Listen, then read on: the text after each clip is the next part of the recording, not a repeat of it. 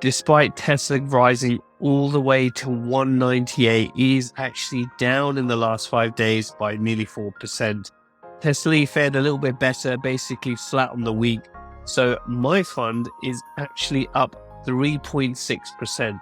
So what we're going to do in this video, as always, work out how much money I've made, my projected yield, all the trades, and then we'll end up looking at the charts to see how we got on for the current week and where we think Tesla's going to end up next week. All I ask for in return is that you smash that like button and don't forget to subscribe. So if we have a look at what we did in week 19, we had an estimate of $379, which is what we officially got paid. Now, if we remind ourselves what we had from a covered call perspective, we had the 170 strike and Tesla finished at 181. So it completely blew through that strike when we had the news on the Monday that Elon Musk managed to get approval for full self-driving in China. Now, that obviously then blew through this, and I had to buy this back at a loss of $747. But my synthetic actually did pretty well here, bagging me, $1,256. So when you net it out, compare the two, I actually made $510 for the week. So I managed to put $200 back into the NAV and also managed to pay myself $379. So where does that leave me in terms of how much dividends I've collected for the year so far?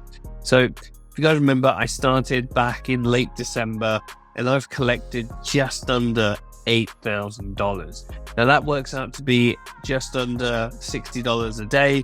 And with this projected yield of 72%, I'm looking at netting out around $21,475. And again, I'm starting with $30, which then works out of, with dividends reinvested, I'm down 23%, and taking out the dividends, I'm down 29%. So again, I probably won't make the 30,000 back this year, but 72% return is a lot better than what the current TSLY yieldmax fund is currently paying. So I can't really complain with that effort. So what we did then for this week is that we opened the 185. So Tesla's working out at 181 at the close, and that's pretty much at the cover call strike. If I can click the double cover call strike, it's just above 185. So that's where the weekly pivot is going to come out for the current week. Now, if we have a look at the synthetic, is that it's trading at 181.19. We managed to get the synthetic at 180 for I think it's a debit of $270, which we will realize next week. So that's kind of where we're netting out at the moment. We are doing pretty well with just under 8,000. So if we have a look at the overall chart, if we zoom out here, so for those who are new, you can see here back in the 22nd of December, this is where I kind of started. We had a pretty good first week, a little bump up, and then it's been a torrid time since then.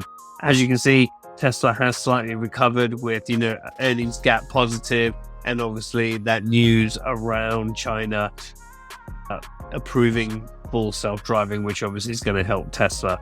Again, we did see a bit of a dip coming back down into the week, and that's primarily down to the market and Jerome Powell speaking, interest rates higher for longer, all these kind of usual stuff that we expect to see from the Fed.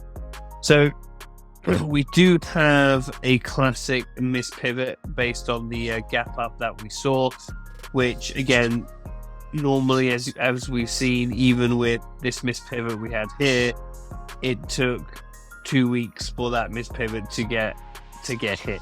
So again, if we're talking about where we think mispivots are, can Tesla get back down to 160? Yeah, it can get back down to 160. Does it need to do it next week? No, it doesn't. So this is where we just need to be careful now where we think Tesla's going to go. If we have a look at some of the technicals with the RSI here hitting above 70 on the 1 hour, I think it went as high as, I could read that, 84, which is pretty pretty high for that, and now it's time to tail back down here. And again, we've got these two gap ups where I expect Tesla potentially to go back down to the 170. But again, I made that same mistake twice of where I sold the 170 call at the 170 synthetic. And again, God knows what happens with whatever news goes on with Tesla these days. So I decided to be a bit more conservative and do the 185 strike on the odd chance Tesla does go up and start testing the recent highs of just under 200.